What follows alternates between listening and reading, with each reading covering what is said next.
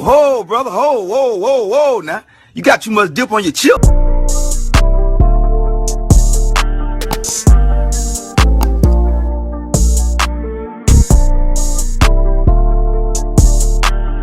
Yo, go. What's going on, G-Dot family? You already know it's your boy, G-Dot Teezy. Back with another bustin' ass Beezy. Let's go ahead and get into it today, man. We got Rico Reckless and his come up story. You feel what I'm saying? Now, I know about Rico Reckless, but I don't know, too much about his upbringing. I think the nigga stoned, but he be claiming GD, or he got homies as GD, or one or the other. I don't really know too much about his come up story, like I said, but we finna figure it out and get to the bottom of it today. Don't forget to like, comment, subscribe, hit that notification bell. Also, don't forget to follow me on Instagram, WildBoyG., and Twitter, WildBoyG.. Go ahead and get straight into the video, gang. Like, you should see, where Obama stayed, where Obama house at up in Chicago, it's, heavily guarded by, Secret Service. But 2 blocks over, it's the biggest shootout zone ever up in Chicago. Man, facts. I call it population control. Y'all know, they won't, the rich gonna stay rich, the poor gonna stay poor, they know how they, and then I just get the call, I'm in traffic and shit, and I just get the call, I'm talking about, that's how I turned into Rico Reckless. That's how I got the Reckless on my name after that situation. Bro, this for real in Chicago. That rap beef shit is getting niggas shot. It ain't fake. Yeah, I pop right outside, put the shit right on Twitter. Nigga, I'm out here for real. Don't play. I ain't with that rap shit. Hey, yo, squad, what's the drill? Back with another video, man. You know, many rappers have claimed that they built themselves up from nothing, but most of them were able to get their foot through the door with collabs with bigger artists. But Rico Reckless is somebody who actually did it himself. He started off as just a kid who liked to rap and is now one of the biggest names in Chicago, not only as a rapper, but a personality. In this video, we're gonna bring you the raw truth of Rico Reckless' story and how he fought against all odds to get where he is today. I mean, from beefs with people like Lil Mister, 600 Breezy, Snapdog, all types of cats, as well as jail time. He really was out here. So without further ado, let's skip the play and get down to business. Rico was born Ronnie Ramsey, and he was born with what we would call the opposite of a silver spoon in his mouth. Throughout his early life, he was constantly moving from one side of Chicago to the other, from Inglewood to the east side. He's lived through it all. And seeing his family go through hard times ended up making him a very hard-working person too. But while he did have the drive in him, he didn't have the father figure to guide him through life. That led him to picking up things from the men that were surrounding him, who weren't really men at all. And actually, they weren't anybody worthy of looking up to. With them, he became a teenage bully and had... I ain't gonna lie, that's how it is for most niggas in Chicago though, bro. You gonna come up and most niggas, even if you got a dad, I had a dad, but my dad wasn't in that street shit at all. He ain't know the first thing what was going on. He ain't know what was going on outside, and I couldn't come to that nigga about most of the things that was going on in my life. So the people I was going to, they wasn't really good people I should be talking to either, but they knew had more information. So it was kind of like a damned if you do, damned if you don't situation. It's kind of man. Most people don't even got a father figure, so they just be coming to the streets and they just trying to learn on the fly. Sometimes you learn too late though. That's why a lot of people be dying young.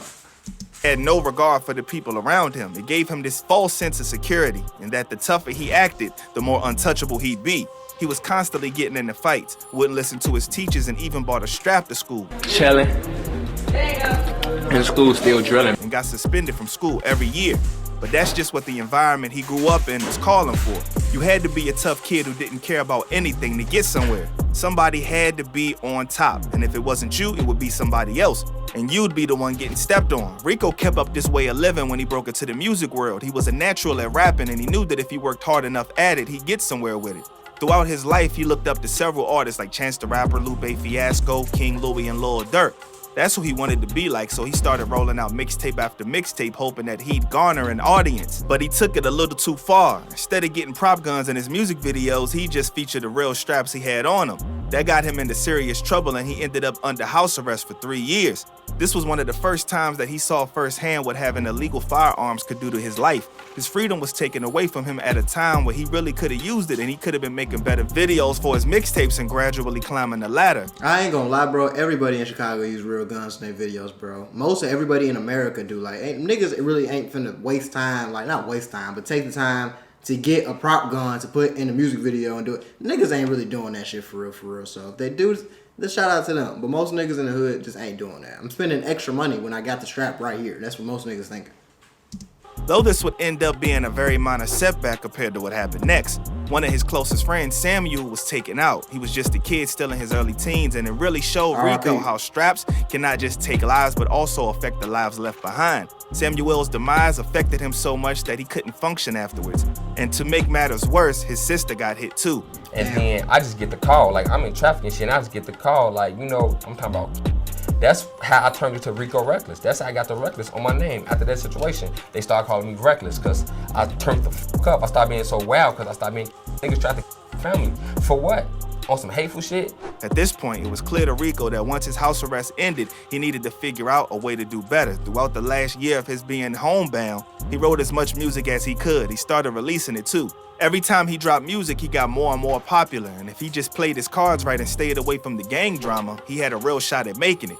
Even if that meant leaving behind the place that he grew up in. Although he was proud of being from Chicago, he couldn't deny the drama that was around and so natural to where he was. He's been really open about the fact that Chicago predisposes you to fail. The gang drama is everywhere you go. It's hard to do anything without getting caught in it. If it's not beef with another, it's territorial disputes. If not that, you're just caught in the crossfire that you have nothing to do with. It's a fight that's extremely hard to win. He's even compared the situation to how Obama's house is heavily guarded because you really can't survive otherwise. Obama house set up in Chicago, it's like heavily guarded by like Secret Service. But 2 blocks over is the biggest shootout zone ever up in Chicago.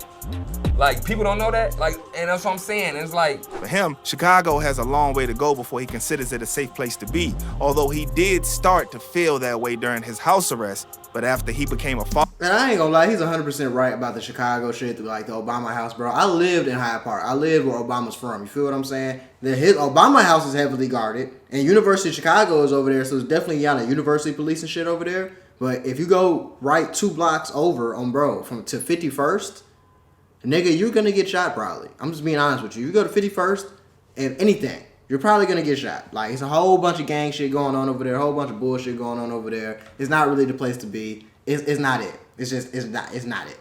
Father, that feeling just got stronger.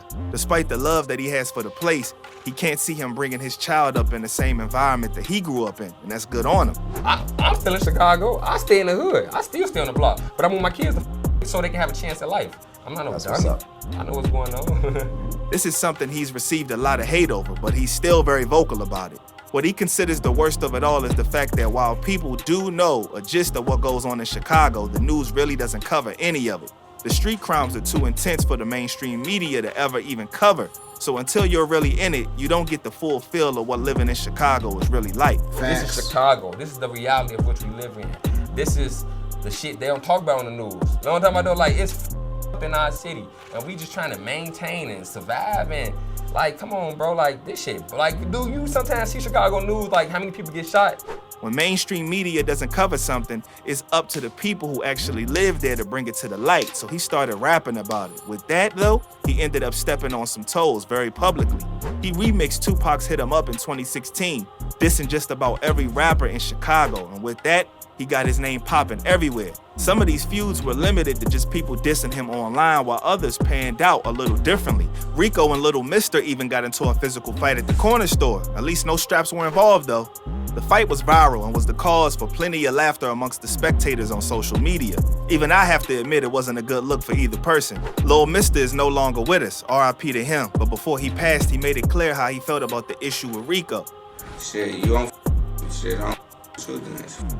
Okay. The whole beef really about Instagram and This Is 50 interviews and shit, and What? It's about interviews? and Instagram lives and shit, and you know what I'm saying? Steady, my name steady coming about. You know what I'm saying? Like you just seen, I was just in his video, like Not too long ago. yeah, I was in his video. So shit, you feel me? Everything was good on my book. So I go looking and I go look on the internet and I'm seeing little sneak disses and shit. Talk about old shit from 2012 about me, like just sneak this, and like the hatred so real in my city, you know what I'm saying? Like Rico, on the other hand, still expressed throughout the whole situation that he had love for Lil Mister. He blamed the initial fight on the fact that Lil Mister was getting too faded around that time and was talking reckless, and the altercation was just a product of everything that was said online. We got some woods. We go to the gas station, by a little store, like a little store. Soon I pull up to the store. Guess who in that mother? Like, guess who see us and then run in the store? This Lil Mister. I say, this little Then he just on the net say if he don't see me, he gonna clap me up, and I ain't from the. Around that time, Rico even had some issues with the infamous Detroit rapper Snap Dogg. I was losing too much money, man. Don't y'all want to make it home to y'all kids, man? Cause I'm the type of nigga I send your mama some roses just to show you how close I can get to you. Y'all better leave me alone, bro. I'm focused on the money and giving the fans new music, man. And plus, I don't beef with y'all rap niggas. According to Snap Dogg, the issue spawned from Rico talking ish about his brother. Smoke the snap, it was just basically because you disrespected his brother. It wasn't even that though. It was the fact that he just fronted his shit for the computer, bro. You know at the end of the day, bro, I've been told you, bro, we can link and fight, bro, and you did all that action for the computer. Then your big homie called and tried to knock this shit off, and then you went on the computer and tried to act like that wasn't what it was. Then you tried to sneak to my city, and then knowing that I knew you was here and I said let's link up, and you was scared. Then you tried to do. Of course, that feud never got deadly and seemed to bring both rappers a lot of clout at that time. There was even plans to have a boxing match to hash things out. That didn't materialize, but it didn't look like it was even necessary because it wasn't. I ain't gonna lie, if you know Snap Dogg just as crazy as Rico Reckless. That nigga was going, if you can still look the shit up today on YouTube, the nigga was going around Detroit, my bad, whooping niggas' ass. That's how he got shot, because he was whooping a nigga ass and they shot him. The nigga is crazy. But I don't know why these niggas, y'all niggas is crazy. Why is two crazy niggas beefing? Y'all don't need to beef. Wasn't that serious in the first place. The smoke Rico had with 600 Breezy seemed a little more personal though. I just sent a tweet out like, you diss me in a song, you get fucked up, and I'm like, what? You know what I'm saying? He went right off. He put up an old video, made it seem like he was driving down King Drive. You know what I'm saying? It was raining, the video rained on the car. It was like, you know what I'm saying? This shit was crazy. I popped right outside, put the shit right on Twitter. Nigga, I'm out here for real. Don't play. I ain't with that rap shit. 600 had a good point in saying that even though Rico was looking at this like a sport, in Chicago you can't really play like that. Even rap bars turn into clapped cars. Bro, you can't play with this shit. I done lost my homies because of this rap shit. Like, you know what I'm saying? His homie JoJo dead because of this shit. You know what I'm saying? Like, you know what this shit, bro, this shit really, this for real in Chicago. That rap beef shit is getting niggas shot. It ain't fake. However, in that era, Rico was on one and wasn't caring about nothing bro was saying. All right, man, so 600 Breezy, the incident. A 600-year-old that's gonna get smacked 600 times. This too simmered down, thankfully, and Rico kept moving along. But moments like that was really either going to turn you into a person that was ready for smoke at all times, or you flip the tables entirely and figure out how to do better. Right. Rico chose the latter. As soon as he felt like he had enough money to start over, he picked up his family and moved out of Chicago. He wanted to put as much physical space between himself and where he grew up as possible, so he could at least attempt to change his life for the better. But Chicago feuds don't really have any borders. Just because he moved wouldn't mean that he'd just be able to move away scot-free. He couldn't leave any loose ends behind. For him to actually leave Chicago life, he had to set everything right. So right before he officially made the move, he made a lot of effort to figure out how to squash the long-standing beef that he had with everybody. From Mr. to STL, he set things right with everybody, most of it privately. Beef is a part of the game in Chicago, and Rico wanted out. That isn't easy to do, so he had to put in a lot of effort to get there because his goal was always to get out of there. While it might seem like he was putting in way too much effort to leave a city, what he's saying actually makes sense. Lil Mister, the man that he had fought with at the corner store, ended up getting taken out a few months later at that very corner. He had the money, he's made it big, he could have gotten out of there, but he didn't do it. Because of that, he was stuck in a vicious cycle of drama that eventually got him. Rico has been so serious about putting space between himself and where he grew up that he says he doesn't even visit anymore. Why?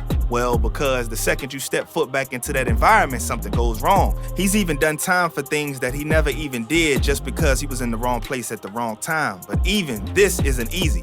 It's not just about getting a better apartment and moving your family over, it's also the pressure from the hood. People he grew up with actually still call him out and say that he's not really from the hood because he actually got up and left. For him, that's what everybody should be doing because the environment is only getting worse with time. In the past couple of years, Rico has gotten to a much better place financially, career-wise, and personally.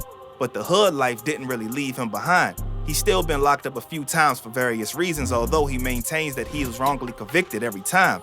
Because all he's really trying to do is show everybody that it's possible to get out. I mean, not too long ago, a film was released of Rico fighting in jail. I mean, bruh still got internet beefs with other cats like Ruga and them, but this just seems to be a way of life for bruh. Internet smoke keeps him in the algorithm and keeps him relevant. So it is what it is. As long as the people on the other end know the deal and things don't turn fatal, what can we really say? Nevertheless now, Rico isn't just a rapper. He's an influencer, internet personality, and an advocate who's trying to inspire as many people as he can to leave where they're from if it's no good. He wants the gang drama to stop, for young kids to stop getting sucked into the darkness that comes with it, and he really about it too. He's constantly appearing in interviews on YouTube where he talks about the realities of the life he's lived and how it's still extremely difficult for the people who are there to leave Chicago, but hopes that they can actually follow in his footsteps. After squashing a lot of his real life beef, he's gotten out and now lives among doctors and lawyers. He's working every single day to stay out of the hood while still making music and slowly getting bigger. Sometimes that's through a little promotional beef with somebody. Other times it's a few hot takes on a podcast here and there. But See, that's why I'm saying he don't do promotional beef, bro. This be real life street shit. These niggas don't like each other in real life. They got beef for real life shit. Like, you feel me? If you listen to what the nigga be saying, they know each other in real life. So I don't know what the he was talking about, but shout out to Rico Reckless for even getting out of Chicago and still being alive and still like maintaining his career and not crashing out, because it takes a lot to not crash out and maintain your career, especially being a nigga from Chicago. And you know, Chicago niggas be worldwide. You run into a Chicago nigga anywhere, you'll never know what the hell going on. So shout out to Rico Reckless for still, you know what I'm saying, keeping it pushing and trying to at least get his family out that shit and being honest and forthcoming about everything he's going through. Hopefully he can be on the pushing peace wave so we can all just stop seeing all the senseless and violence in Chicago. Please. The senseless killing. You know what I'm saying? So please, let's stop it.